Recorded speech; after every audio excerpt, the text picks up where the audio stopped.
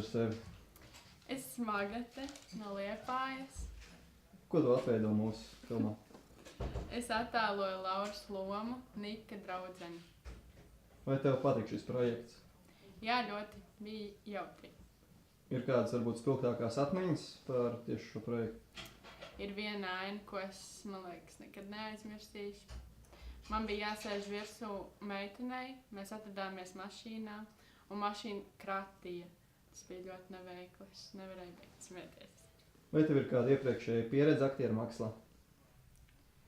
Es uz skatuves vispār esmu jau kādus 10 gadus. Esmu piedalījusies dažādās lugās, Ziemassvētkos, katrs Ziemassvētkus es vadu pasākumus bērniem.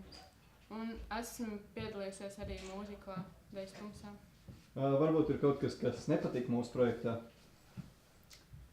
Lielam nē, viss bija ļoti jauki. Un kā tu uzzināji vispār par šo projektu? Mani draudzene palūdza, lai es aizbraucu līdz viņai uz satikšanos pie režisora, un režisors piedāvāja, lai es piedalos. Es piekrītu. Vai tu būtu gatava piedalīties kādā no mūsu nākotnes projektiem? Protams. Un vai tev vispār patīk šis scenārijs pats par sevi?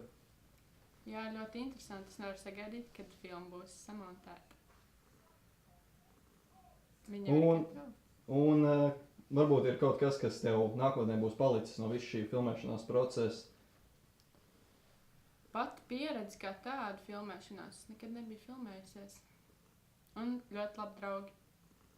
Paldies! Paldies!